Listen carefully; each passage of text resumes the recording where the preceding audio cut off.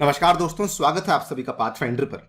आज से लगभग 12-13 दिन पहले की बात है। आपने सुनी होगी ये वाली खबर, जब यूएस के प्रेसिडेंट जो बाइडेन ने एक बहुत ही बड़ा फैसला लिया था। उन्होंने यहां पर बैन किए थे रशिया के ऑयल इंपोर्ट्स, और उन्होंने साथ ही में ये भी कहा था कि USA produces far more oil domestically than all of Europe. और साथ ही में उन्होंने ये भी कहा कि we can take this step when others cannot, but we are working closely with Europe and our partners to develop a long-term strategy to reduce their dependence on Russian energy as well।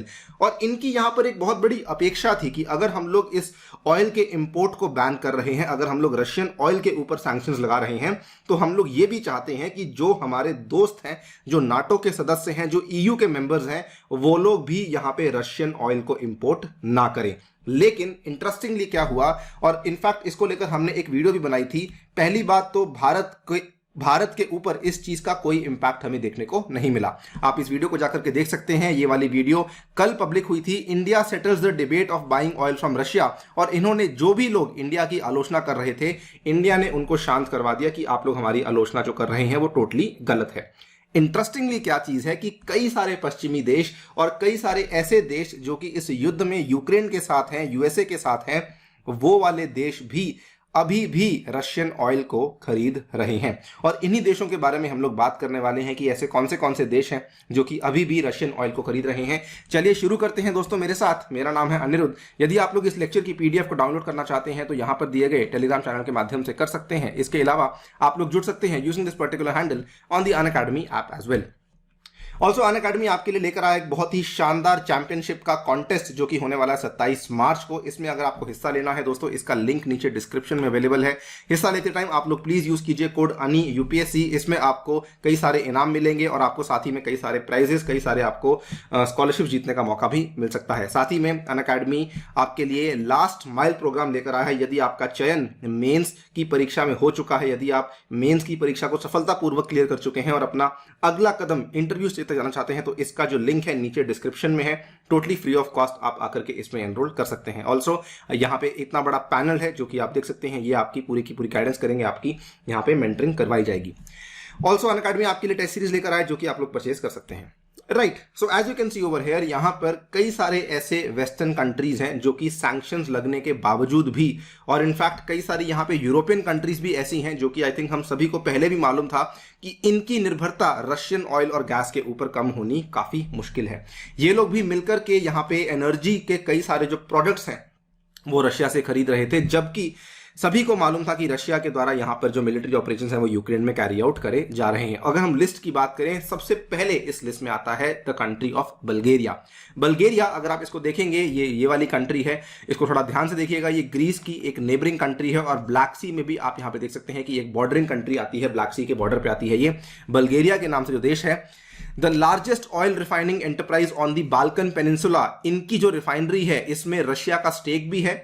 इन्होंने यहां पर कहा है कि हम लोग आगे जाकर के रशियन ऑयल के ऊपर निर्भरता कम कर सकते हैं, लेकिन वर्ड्स को बड़ा ध्यान से पढ़िए। इन्होंने कहा है कि हम कम कर सकते हैं लेकिन आज हम लोग कम नहीं कर रहे हैं। यह भी आप खबर देख सकते हैं, मार्च 8 को खबर सामने आई थी। बल्गेरिया यहां पे एक्सेप्शन सीक कर रही थी to any EU sanctions on Russian gas and oil, कि मान लीजिए अगर यूरोपियन यूनियन सैंक्शंस लगाता भी है तब भी जो है हमें यहाँ पे एक्सेप्शन चाहिए। हमें जो है ये वाला जो तेल और गैस है ये हमें रशिया से मिलते रहना चाहिए। इसके बाद अगर हम अगली कंट्री की बात करें तो वो चाइना है। I think this would not come at a surprise to you, because China जो है वो पहले से ही काफी बड़ा इंपोर्टर है रशियन ऑयल का और अभी भी इंपोर्ट करता आ रहा है। China is the second largest Russian oil importer after the European union. और यहां पर चाइना ने तो बल्कि ये भी कहा है कि आने वाले दिनों में हमारी जो शिपमेंट्स हैं वो रशिया से और भी ज्यादा बढ़ सकती हैं, बिकॉज ऑब्वियस सी बात है कि यहाँ पर क्योंकि रशिया बहुत सस्ते दामों में तेल को बेच रहा है तो चाइना बहुत आगे बढ़कर के इस तेल को खरीदने में इंटरेस्टेड होगा। ये भी आप देखिए, इंटरेस्टिंग बात ये भी है कि चाइना तो बल्कि यहाँ पर रशिया की कई सारी एनर्जी फर्म्स हैं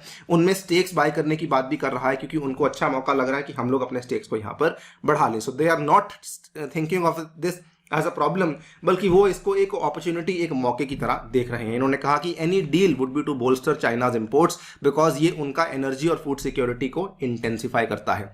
इसके बाद यूरोपियन यूनियन, जिन्होंने इवन दो सैंक्शंस लगाए हैं, इस खबर को ध्यान से देखिएगा, इवन दो यूरोपियन यूनियन के द्वारा रशियन ऑयल कंपनीज के ऊपर सैंक्शंस को लगाया गया है, लेकिन उन्होंने यहां पे इंपोर्ट को बैन नहीं किया है। यानी कि कंपनीज के साथ व्यापार को लेकर कुछ ना कुछ सैंक्शंस लगाए गए हैं, लेकिन तेल अभी भी उनको मिल रहा है ना। ये किस तरीके से काम करता है ये थोड़ा सा पेचीदा है, मुझे भी इतनी क्लैरिटी नहीं है, लेकिन हाँ ये चीज क्लियर है कि वो लोग यहाँ पे तेल को खरीद रहे हैं। इनफैक्ट टाइम्स ऑफ इंडिया का ये आर्टिकल था, आप देखिए, Europe is buying Russian energy, और यहाँ पर एक एक्सपर्ट ने कहा कि क्योंकि यूरोप जो है वो भी रशियन तेल को खरीद रहा है, इंडिया को भी यहाँ पे खरीदना चाहिए। यहाँ पे आप देखिए कि द 27 मेंबर ब्लॉक जो कि रशिया के ऊपर रिलाई करता है अपने 40% of gas and 27% of imports के लिए, उनमें भी राइट नाउ गुट बने हुए हैं, दल बने हुए हैं।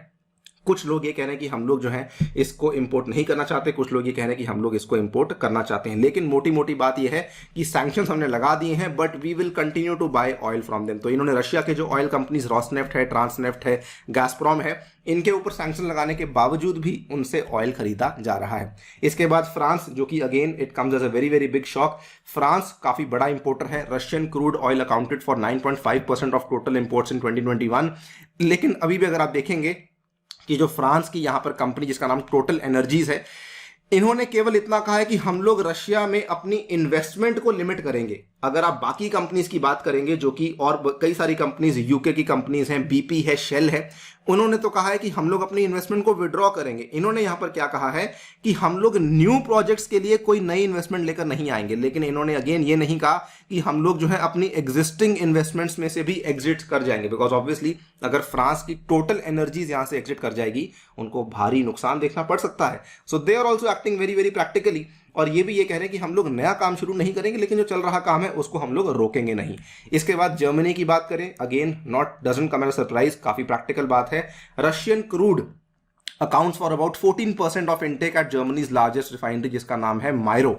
नाउ जर्मनी को लेकर क्या है, इसको लेकर दो बड़ी बातें सामने आई हैं। ये देखिए आपके सामने आर्टिकल है।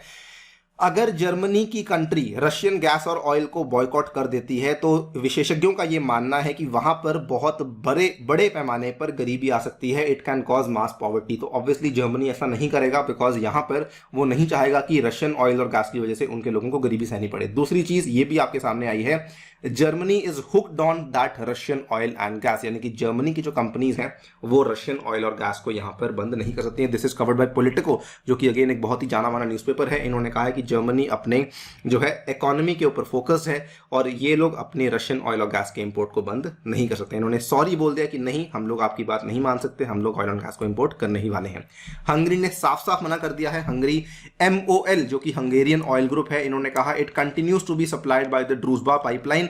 और इनके जो पीएम है मिस्टर विक्टर ओब्रान, इन्होंने कहा है कि हंगरी पीएम विक्टर ओब्रान says EU will not sanction Russian gas और ऑयल। और इन्होंने तो साफ साफ कहा है कि अगर सैंक्शन लग भी गए, हम लोग तब भी यहां से तेल जो है वो लेते ही रहेंगे। नीदरलैंड्स ने भी सेम कहानी कही है। डच पीएम ने कहा है not possible for Europe to cut off Russian oil and gas immediately. Again ये वाली कहानी 9 मार्च की है, जब ये बातें बाइडन ने कही कि ऑब्वियसली वो लोग अपेक्षा कर रहे थे कि ये लोग यहां मानेंगे, लेकिन इन्होंने यहां पे नहीं माना। अब देखिए, around 30% of oil that goes through Rotterdam is Russian. Around 20 million tons of Russian oil products go through their ports annually. So obviously again वो लोग भी ऐसी गलती नहीं करेंगे। Now this comes as a very very big surprise. Poland, जो कि right now एक तरीके से फ्रंट बना हुआ है नाटो का यूक्रेन की सपोर्ट में रशिया के खिलाफ, पोलैंड की जो लार्जेस्ट रिफाइनरी है PKN ऑर्लेन, इन्होंने यहां पर क्या कहा है, PKN Orlen continues to buy Russian crude to ensure the security of supplies. कितनी पॉसिबिलिटी है इस बात की कि जो यहाँ पे नाटो के ट्रूप्स हैं उनकी गाड़ियों में जो तेल जा रहा है वो भी शायद रशियन ऑयल ही जा रहा हो, बिकॉज इन्होंने साफ साफ बोल दिया है कि हम लोग तो रशियन ऑयल को ही यहाँ पर परचेज करने वाले हैं। They have said it is buying Russian crude for its refineries in Poland, Lithuania and the चेक रिपब्लिक। लेकिन इन्होंने कहा है कि हम लोग आगे जाके ऐसे सिनेरियोज के लिए प्रिपेयर कर रहे हैं कि हमें रशियन ऑयल ना लेना पड़े, लेकिन एट द मोमेंट ये लोग रशियन ऑयल को परचेज कर रहे हैं। टर्की ने तो साफ साफ बोल दिया कि हम लोग रशियन क्रूड ऑयल को यहां पर नहीं बंद करने वाले हैं, हम लोग बल्कि जो सैंक्शंस लगाए गए हैं रशिया के ऊपर उनके भी खिलाफ हैं। और इनफैक्ट इन्होंने तो ये भी कहा है कि हम लोग तो ये भी चाहते हैं कि USA ईरान के ऊपर भी लगे हुए सैंक्शंस को हटाए, सो दैट टर्की ईरान से भी तेल को ले सके।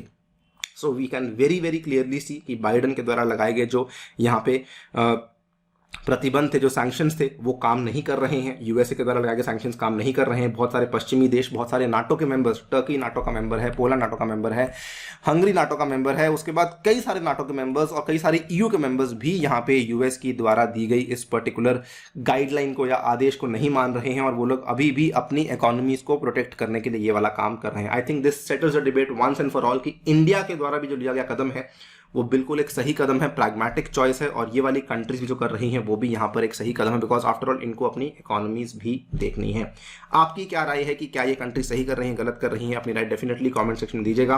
फिलहाल के लिए वीडियो में इतना ही। जाने से पहले बता दूं, अगर आप लोग अपनी तैयारी अनअकैडमी के माध्यम से करना चाहते हैं तो ये वाले आपके प्लस और आइकॉनिक कोर्सेज हैं, इसमें आप लोग एनरोल कर सकते हैं यूजिंग द कोड अनि यूपीएससी, तो आपको यहाँ पे डिस्काउंट्स मिलेंगे और ये वाले फायदे भी अवेलेबल करवाए जाएंगे। साथ में ये वाले बैचेस और मेरे द्वारा भी आपको ये वाले बैचेस उपलब्ध करवाए जाएंगे। Thank you so much for listening, stay tuned and stay safe.